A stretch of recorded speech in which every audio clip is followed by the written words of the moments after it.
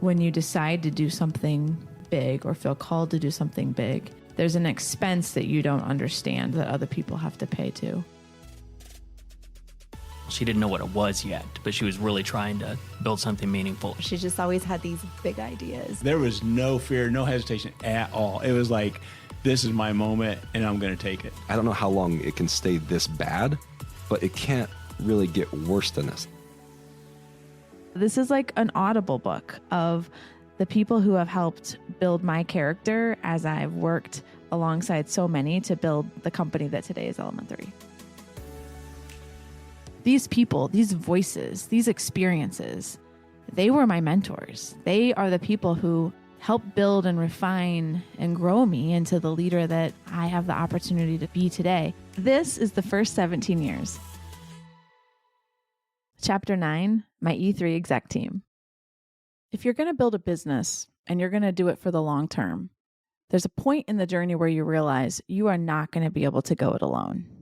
And it can't just be support and partners and relationships and mentors from the outside that make this thing last a really long time. You've got to build a team around you, challenges you, that has permission to push back, that complements your own strengths and talents, and that decide at some point to take ownership of the vision of the company for themselves.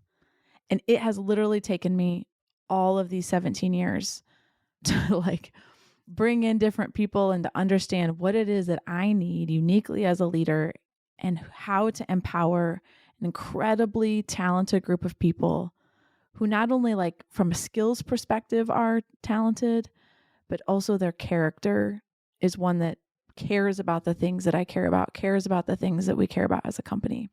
And so in this episode, you're going to hear from some of those people, my team here at Element 3, those individuals who have decided somewhere along the journey to pick up this vision and own it for themselves to help us lean into who it is that we see this company can be and who it is that we can become if we choose to do hard things over and over and over again. So in this season of my life where I'm exploring different ands, like even this project, having the time to actually document the first 17 years, having the time to continue to explore and understand what has life taught me and how can I share those lessons through this Scared Confident project.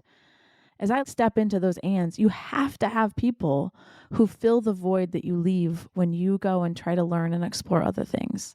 And so as we started this whole series with the leadership handoff to Kyler, this is his team. This is our team. This is the team, the people that are building us into the future. Sarah is suspicious, and she's going to laugh when she hears that that's the word that I used about her. If I picture us as a boat going across a pond, and if Sarah was not there, the water would be shallower. She just keeps trenching down, more clarity, deeper water. She just drills down and gets more clarity and more understanding and more clarity and more understanding. And everybody follows that. And I mean, there's parts of the business she understands that nobody else does. And it's crazy. It's incredible. I met Tiffany. I actually really remember it. I had just come out of a meeting with Karen about my first round interview or something. I remember Karen giving me this whole spiel about our company values and the things that they talk about. And I remember really distinctly being okay, well, it's nice that they're making an effort. A lot of people, when you come into job interviews, give you this whole list of culture things that are important to them. And I was oh, okay, well, I can appreciate the effort that got put in here, but not that it didn't feel real, but you've been in a lot of places where they say one thing and the world is a different place. So I went into Tiffany's office and I distinctly remember a Barbie playhouse and there are toys all over the floor. And she comes up and she's out of breath because she'd been walking up and down the stairs because she didn't have enough steps in for the day and was I have to get more steps in. So she's out of breath and comes to talk to me. And I was just what is happening here? She's I'm the CEO. And I was okay, great. But I remember walking away from that conversation with her and distinctly being having this feeling that the culture and the values feels more true here than in most of the other places I was looking at the time. And I remember her being very larger than life a little bit when you meet her in this intimidating way, but also this way that it's clear that being around her pushes you to be better. So that's the first time I met her. She's very seasoned for her age. And she understood, like, I'm only going to understand the dollars and cents and how this thing flows if I understand the operations of this place. And so she couldn't help but get sucked into, how does this thing work? How do projects work? How do clients flow? And so now she also runs our like project management team, because it's important that she have like measurement nodes throughout the process of doing work so that we know, like, are things profitable? Are they not? Is stuff on track? Is it not? And so she really plays this hybrid role between finance and operations. I got hired in 2019. It was definitely kind of a whirlwind of being there. I came into a mess. So my role was very much, the thing I really liked about coming to Element 3 was, and the thing that made it interesting to me was that it was very apparent there were like lots of places where I could like add value. There was no real person in my role for a minute before, and that was really what I was excited about. It seemed like a really interesting challenge, and it was nice that everybody here kind of just were like trusted me and were just like, okay, go do your thing. We had an opening in it wasn't a VP role at that time, but like a kind of controller, senior accounting role that we were looking to fill. It was like kind of in that space. And we just posted a job and she answered it. She was not like an in-network connection. And she really took a shot on us. She came from a big company that had lots of things that Sarah loves, like consistency and process and a way of doing things and clarity into cash position. No, I'm being a little extreme to make the point. And we were this little company and it was like, hey, you want to take a swing at this? And, she was at a spot where she knew in the next 3 to 5 years, like when she started with us, that she wanted to see if she could make her way into an executive team at a company. And she knew it was probably going to need to be a smaller organization or it was going to take her 25 years to get there. And so she took a bet on us and we took a bet on her. I'm not the person that's like out there taking a bunch of risks. There are people that have this like really grand like view of the world and have all these like big ideas and interesting things. And my approach to things is much more like, I see these problems. How do I get to the next solve? Like, how do I, in this like very pragmatic way, I have very almost no visionary skills whatsoever. It is very much I am a doer and a problem solver and I like complicated, interesting problems. So it kind of makes me a little boring. It's fine. I've come to terms with it. My personality, it just starts with trust at a very full bucket. And that can be great when people are trustworthy, but when they're not, I'm like the last to know. And so I think that I think the pendulum swung a bit and it's sort of hilarious because it's still not me that brings the discernment to the party. It's Sarah, but I think it proves that was not part of our team. We didn't have that critical eye of, but what's the last question you ask to be sure? And as we were beginning to make the turn from being sort of entrepreneurial first to beginning to really build scale and structure and stability, we had to change some of the ingredients of that. And it wasn't just the like hard skills that Sarah brought to the table, but I think it was the cultural piece too of being brave enough to ask the questions that sort of seemingly nobody else knows to ask or doesn't want to, or for the sort of sake of progress doesn't, or like making me grumpy that we have to go slow, like whatever it is, we didn't have that ingredient in our team. And Sarah rounded that out and it's proven to be a great choice for us. And I think I have learned that there can be a certain naivety that comes with being too trusting. I think there's something that happens when we come together, when we see situations, because I'm like, what could possibly go wrong? And she's like, everything could go wrong. She's like, what could go right? And I think that the shared perspective is what makes things interesting. So as a business, we do open book financials, which I think starts from a place of high trust, assuming the employees are going to only do productive things with that information. Was that challenging for you to like step into that environment where it was like, yeah, we share? Oh, no, I prefer that. You prefer that? Yeah. Okay. Because you see that as empowering people intellectually. Yeah. Which is also a value of yours. But I think it's also like sharing why you should trust me. Like, this is my demonstration of why you should trust me in this space and why you should trust us, like as an organization, to like take care of you and like to do right by you. That we're it is doing a financial those things. transaction. I mean, there's a lot of parts to the relationship with employees, but at the end of the day, it's a financial one. One of the things she's taught me is to just ask her before I do things. I do pause more. Sort of like cheesy to say like, what would Sarah do? But I do think more about, well, but if we do this 100 times, does it still work? And things like compliance and our like legal exposure. And if you have an employee who has something happen, like my first thing is to be like, I don't know, just like make it right. And it's like, but if it happened 100 times, could you do it? And I think thinking about some of those things more strategically is not naturally, and part of my exposure is small business. You know, it's like, this is the biggest we've ever been. So this is the most complex it's ever been, you know? And so I just don't know. And Sarah's worked in organizations that had a lot more complexity and a lot more risk. And so her maturity in those areas is just beyond mine. And so I better have a respect for those pieces that as an early entrepreneur can feel like just distractions. But you start to realize like, no, those are important and you have to have, you need to also mature in your ability. So I think that's a piece of it. I've also seen just a tremendous amount of courage in your growth, Sarah, as I don't know that when you started here, you like planned on being here a long time. I think it was like, I need a job and they look like they can pay me at least for a little bit. You didn't need a job. You were, But yeah, you were looking for a transition. I was. You know, in some ways we have like worked to earn her loyalty of like, this isn't just a place that I'm going to be for a minute, but like I could actually have a career here. I can grow a family here. It can all happen inside of this company. And she's an important piece of what we're building. And it's sort of hilarious that you are a low trust bucket person because the trust you have with people here is very tight. Like you are low trust, but because of that, there's this intense interrogation process that takes place when you decide to step into any kind of relationship with people, even work ones. And when there's trust, it's like a very high quality version.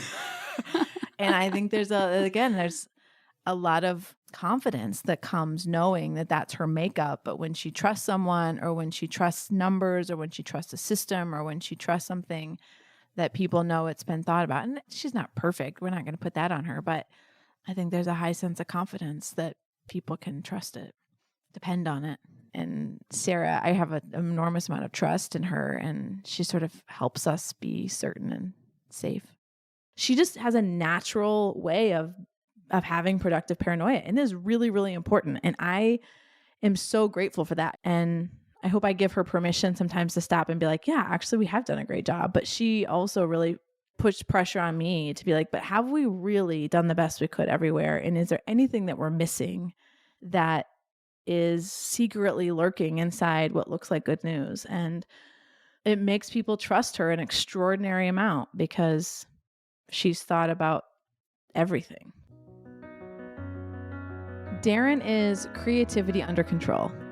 He's the executive creative director at Element 3.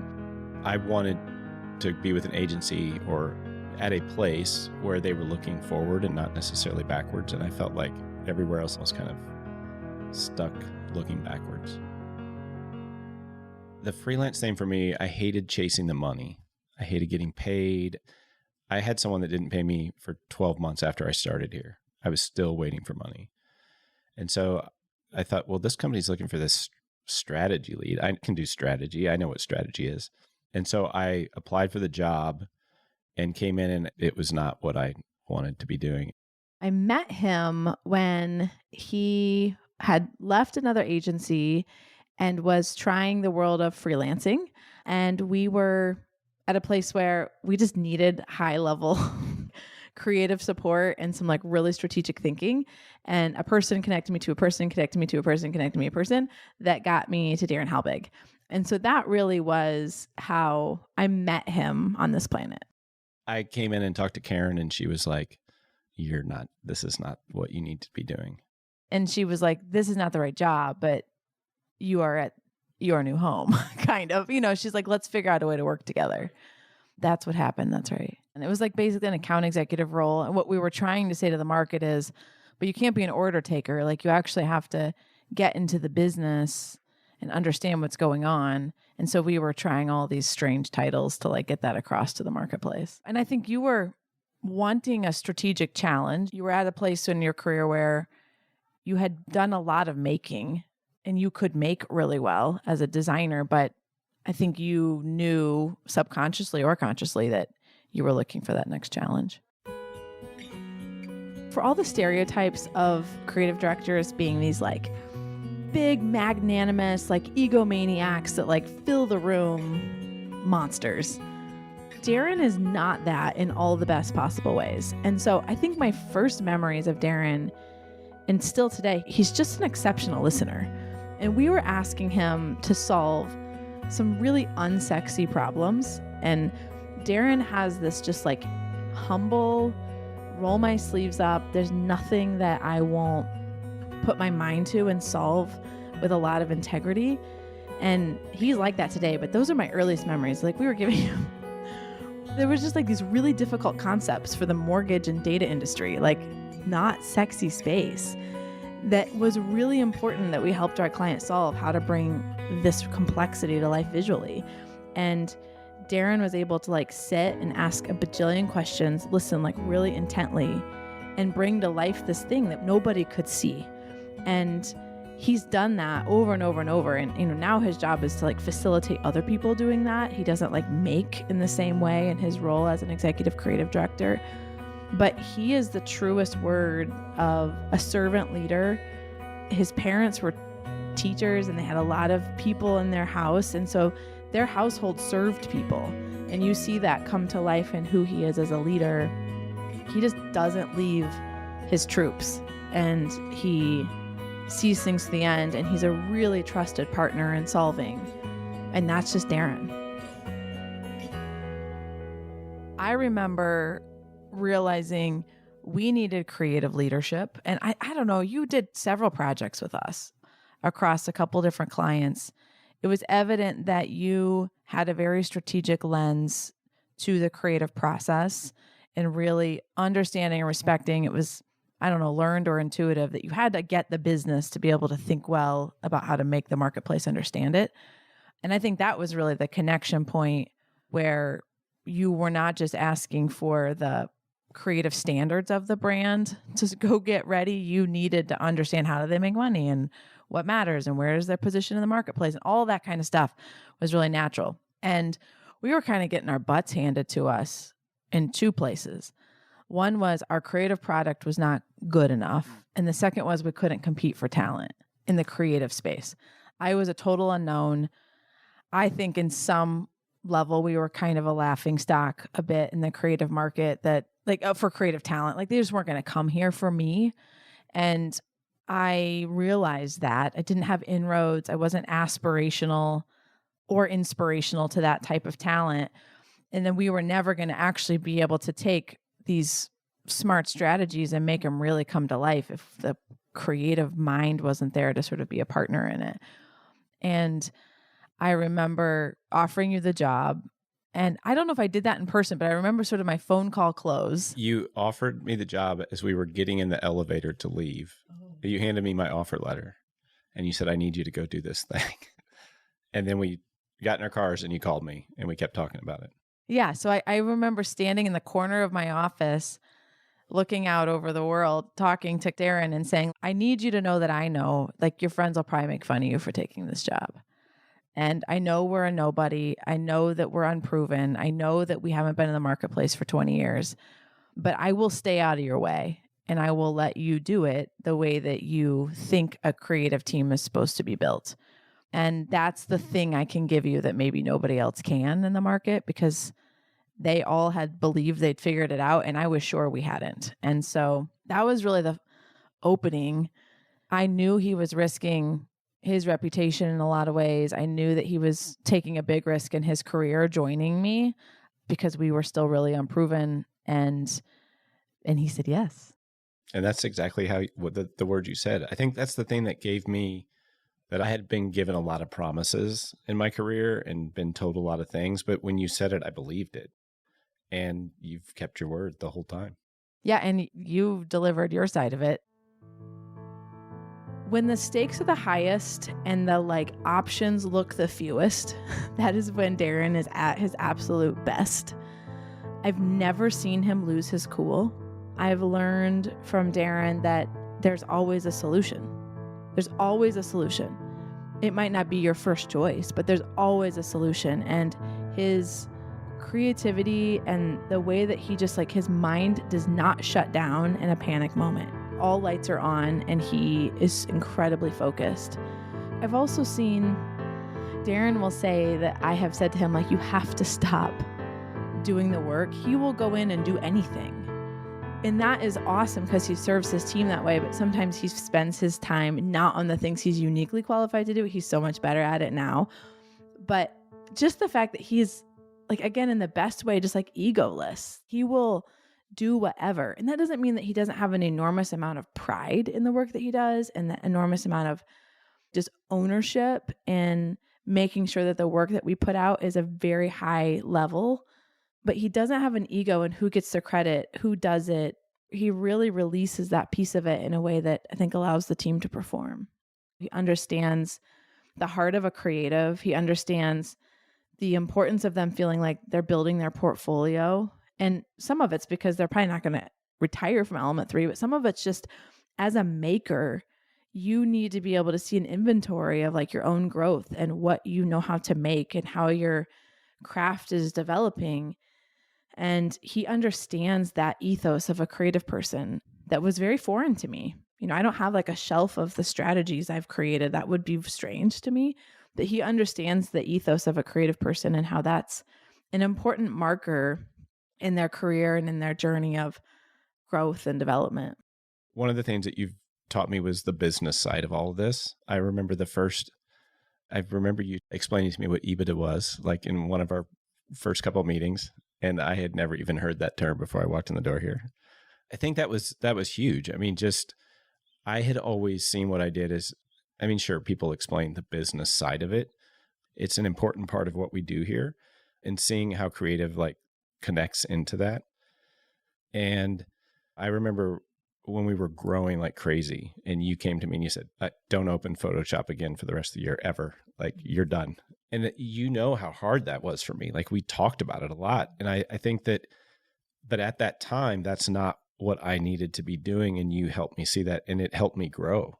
And if you wouldn't have come and been that direct with me, like, I would have stayed up till 2:00 in the morning the rest of my life, killing myself, trying to help everybody get the things done. And so that's always been something that you've been really good at, is seeing when someone is hitting a ceiling or when they just aren't always working the smartest, and being very transparent about what you see and helping them get around that and through that. I've observed this pattern in my own life, which is why I think it's easier for me to see it in other people's, is in times of high stress, which usually comes in growth with business, we go to the thing that we're best at because it gives us confidence, because we feel so out of our league in the thing we're being asked to do. And I do it too. It's like, I want to go do brand work because I know I'm already good at it, but that's the last place I need to be spending my time. And then when you don't have the thing to do that you love and you know you're good at, you're sort of like scared about, well, what am I supposed to spend my time on? All the things I don't know. And it's like, yeah, that's what you're supposed to do. And so you were a great sport in me sort of like forcing those lights to shut off, of you've got to let your people do this stuff. And you wouldn't even take the cool work. You would take the stuff that was sort of left over because you wanted to serve your team that way. And we've talked a lot about times when you need to serve your team from the front of the room and times when you need to serve the team from the back of the room. And I think for each leader, one is more natural than the other. And you are most natural leading them from the back of the room. And there's times where I was like, they need to hear from you as their lieutenant, as their captain, as their commander. And you've been I feel like we've had such a great partnership in learning through that process. And many times you were one of the first people I hired who had so much more experience in the industry than I did. And you could have, I think, used that as a weapon to not hear me or to like make my perspective irrelevant in your career. And you never did that. Well, that's not the way it's done. Or I've been at this a lot longer than you have. And you were always just very respectful of that. And I really appreciate that you created the room for me to be able to help you grow in this leg of your life professionally, because I think it could have been easy or to not. There's the flip side of that is that you've helped me look at things differently too, or challenged me to look at things differently. Like, what if we didn't do it that way? Or does it need to keep being done that way? And it was easier to do it the other way sometimes, but just seeing a different perspective on it and being challenged like that, it has helped me and my team grow and do things in a way that we probably would have never tried. I've seen Darren grow so much at Element 3. He has stayed in the discomfort of learning what's it like to work for a business person and not somebody who comes from advertising or the marketing business. What does it mean to work in an environment that's going to be like, have so much discipline and so much accountability, and like, what's it going to look like to do that? And he has stayed in the discomfort of that. And I really appreciate that he's trusted each of those turns. And when he starts to believe it, his team follows him because they trust him so much. And I think that that relationship that he has, that trust that he has with his team, is a real gift to our leadership team because they will follow him. And that's important. Danielle is strategic performance. Her title at Element 3 is VP of Strategy. Her role is to do all hard things. Danielle definitely does this complex solving on client accounts, and then there's usually a team that comes in behind her that helps execute. But she's a huge guiding force in our own growth and brand strategy and the way that we create clarity to the marketplace about like, who is Element 3 and what good do we seek to do in the world and what are we trying to be the best in the world at. Are you familiar with Kevin Bacon and the 6 degrees of Kevin Bacon? Well, I jokingly talk about the 6 degrees of Darren Halbig, who is our executive creative director. He knows every person in the creative, and it seems marketing world across Indiana. He and I worked together many moons ago, and in my previous job, I started getting recruited by other agencies who were saying to me, "Are you ready to come back to agency life? Are you bored yet?" And one of those agencies is an agency that Darren had worked with early in his career. So I reached out to him and said, "Hey, I got this call from such and such agency. Can I give you a call on your drive home sometime and just talk about your experience there?" So he and I had a great conversation. He was like, "It's a great firm. Here's my experience." And then a week later, he texts me and says, "So would you be interested in a brand strategy job at Element 3? And would you be interested in talking with our CEO, Tiffany?" I cannot think of a single thing that Danielle has done that had just simply tactical face value. She thinks about the strategic aspect of literally everything in her life. And the performance piece is that in the way that she presents herself, she does that in the way that she communicates, she does that in the way that her work product, she does that in the way that she celebrates life. Our executive team, it's just extraordinary humans to a person. The people on the executive team, they're just really good humans. We push each other while we have decorum and respect for each other. Simon Sinek says, trust is like being in love. Both parties have to feel it in order for it to exist. And I believe that that is the environment. There is a mutual love. It goes both ways and it is palpable. Danielle's title at Element 3 is VP of Strategy. Her role is to do all hard things because the things she solves have a marketing aspect to them, a brand aspect to them, a story aspect to them. But oftentimes it's very complex change management. What I remember about Tiffany is I remember in our very first conversation, both of us belly laughing, like the kind of laugh when you laugh with your whole body, like in your whole body feels good. That happened in our very first conversation. It was like I had known her my whole life. It was an early indicator for me that being around her was permission to be completely myself. I did not have to put up appearances. I didn't have to pretend I wasn't silly. I didn't have to pretend I didn't have a personality. I think I told her some like really outrageous true story about me in our very first conversation because it was the "how did you get to where you live now" conversation, which comes with a really dramatic story behind it. And I just felt like I revealed myself to her and was very comfortable doing it. I met Danielle because we were at a place in the business. I had done brand strategy alongside Marcia for, almost 10 years, 10 years. And then Marcia retired and left, and I was really the brand strategy department. Anything that came in that had brand, sort of capital B brand on it, I was the lead subject matter expert. I was doing the discovery sessions and facilitations and running those projects. And it became clear as we were getting to a certain size that my capacity was becoming a ceiling to our growth as a business, my own growth as like becoming president versus a subject matter who's executing work day to day for the business and for clients. And so I needed to find somebody that believed the same things that I did about brand. So in that pursuit of talking to people and just beginning to cast a wider net inside of networks, Darren connected me to Danielle. And I remember very vividly that first conversation with Danielle. I remember like in my office, how I was sitting, like just the whole thing. And I was just like, I found her. I've said to people before, I get to work with people who have superpowers. I mean, the best of the best, strategically, creatively, business acumen. I mean, I literally get to work with superheroes every single day. I really have been through lots of environments. I know me. I know the environment that fits well on me.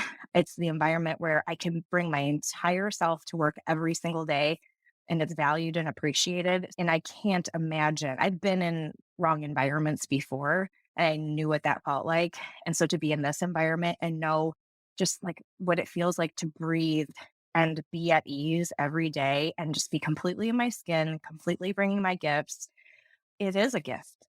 What Danielle does is sort of fantastically abstract in the sense of like she literally just helps bring clarity to a complex ball of chaos.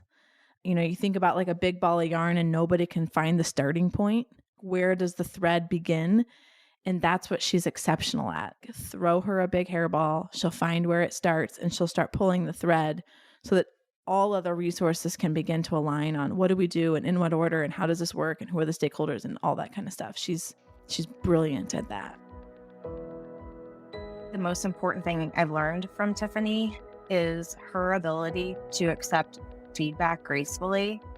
You can say the hardest, what feels like the most devastating words as they're coming out of your own mouth, and they're about to land on her ears, and she'll say, "Thank you. That's really great feedback. I needed to hear that." And it's like, oh my gosh, what an example to me, who just continues to be on that journey of accepting feedback really gracefully, and to all of us. She immediately set permission to take the hard things and know that when someone is kind enough to give you feedback, it is a gift and you should treat it like a gift. And so I really do see us giving each other feedback as little doses of love that happen all the time. And you can see it within my first year. I had a conversation with Tiffany, and I'm pretty sure I had a visual aid for this conversation. I believe, at least in my memory, I brought out a small strainer and I said to her, "Tiffany, this strainer is our business. You are an amazing salesperson. As fast as you sell things in and they come into the strainer, half of it is coming out the bottom. We have to fix our performance in the work. We have to change how new business lands inside of the company." And I said to her, "Do you want to make some real money?" And she was like, "Yeah, I do." I was like, "Let's do this thing." And it was, my conversation alone wasn't the steering of the ship. I think there were enough of us kind of saying to her, "Hey, let me give you some field intelligence of what I'm seeing from where I'm sitting." And in that moment, I was just an additional data point for her. Soon thereafter, we started baking in new discipline into our organization. And Tiffany will tell you, and I think she's probably even talked about it on the podcast, discipline is not always something that comes supernaturally for her. I will say it comes abnormally comfortably to me. The boring rigor of getting up in the morning at 5:30 to work out every day. I mean, it's just I'm kind of boring in my habits. Discipline is just second nature for me. So it was fun to see her say, the next way I'm going to grow as a leader is to step fully into this concept of discipline, which required new restraint for her. She's such a dynamic human and leader. And she knew I can't just cheer and excite people to the answer. It's going to take a reservedness and a discipline to say, we're going to do the hard things over and over and over and over again until they're so routine. As I've led longer, you start to understand more that who your leaders are is the lid of the organization. Nobody will overperform the standard and expectation that you're setting across your leadership team. And so having people of high character, having people who expect excellence, having people who are natural learners is another piece of it. And that natural learner aspect, I think, is a key piece to our industry and to our culture. And across Sarah, Darren, and Danielle, they were those things before they got to Element 3. We have an environment where I think they have a chance to be those things more fully, but they brought that. And, the competency of our individual roles, we're all going to grow in those as we continue to advance in our professional careers. But the character piece, the intrinsic demand for excellence, and the authentic excitement to help other people grow, you can't teach that part. I hope each of these conversations are a reminder to stop and thank the mentors in your own life, the people who have helped us each unpack life and just live the journey much more fully. If you want more of this content, please subscribe to Scared Confident and share it with a friend. And if you want more sort of inside track, follow along on Instagram. We share a lot there. Thanks for listening. This is The First 17 Years, a production in partnership with Share Your Genius.